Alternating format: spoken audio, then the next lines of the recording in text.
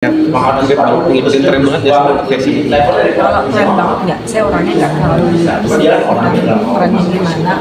Saya lebih yang ini loh, lebih yang tetap kali viral ditanya ada yang sesuai dan yang cocok buat saya aja gitu. Saya nggak mau ikutin tren kalau nggak cocok nanti malah jadi lucu gitu. Jadi ya yang saya merasa nyaman aja gitu. Yang dipandang mata enak dipandang mata. Tapi mungkin seberapa banyak nih koleksinya dan sampai ada style sendiri nggak sih? Enggak, saya kan nggak pernah mau apa ya ngikutin kata orang pakai juga enggak. Saya mau jadi diri sendiri gitu loh. Jadi ya kalau saya pakai baju sesuai dengan semangat saya, kesukaan saya. Yang penting saya nyaman dan gak malu-maluin dan masih oke gitu aja. Ya, seberapa penting fashion untuk dia sendiri?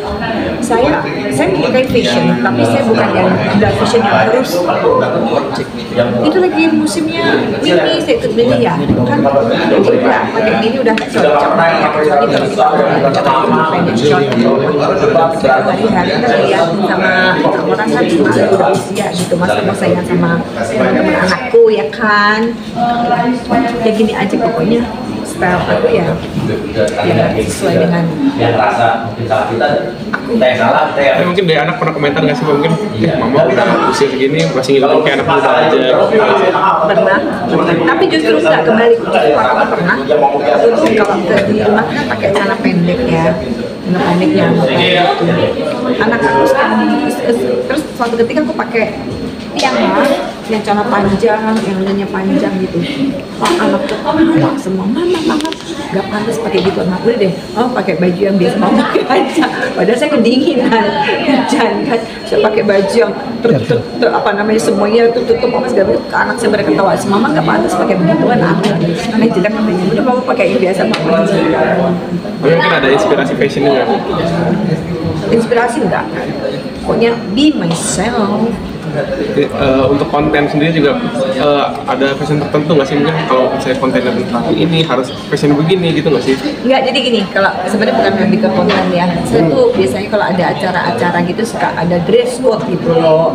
Dress code-nya memakai ini ya, ngikutin lah kan, kita diundang acara kan nggak enak kalau nggak ngikutin gitu aja, jadi ngikutin undangan gitu. Mbak, boleh agak belok dikit ya temanya. Kan Mbak Dia bisa dibilang terkenal sebagai bintang film movie horor gitu ya Mbak ya, boleh Cuman diceritain? satu Tapi kan sangat ikonik ya. Boleh ini nggak sih Mbak ceritain pengalaman yang paling membekas di Mbak Dia yang waktu itu seperti apa waktu syuting film horor itu dan di mana gitu? Apa ya, banyak banget pengalaman dan kenangan-kenangan indah tentunya ya waktu zaman jadi si manis gitu. Ya memang dulu sama sekarang itu berbeda banget gitu. Dari dulu kan teknologi perfilman masih belum canggih gitu ya. Jadi semuanya itu dilakukan secara manual. Kayak misalkan asap-asapnya itu kan masih pakai yang sampah-sampah dibakar-bakar gitu.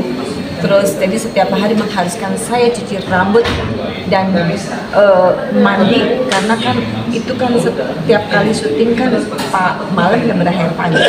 Bayangin aja tiap hari harus cuci rambut, itu yang kenangan yang lucu aja gitu. Terus kemudian apalagi ya, terus kalau misalkan syutingnya di kayak makam gitu tuh harus bener-bener di makam beneran.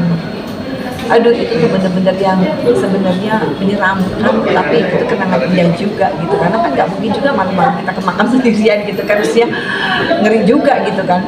Tapi itu karena banyak krunya segala macam, jadi saya nggak takut. Tapi kalau sekarang nggak juga ya kayak begitu gitu.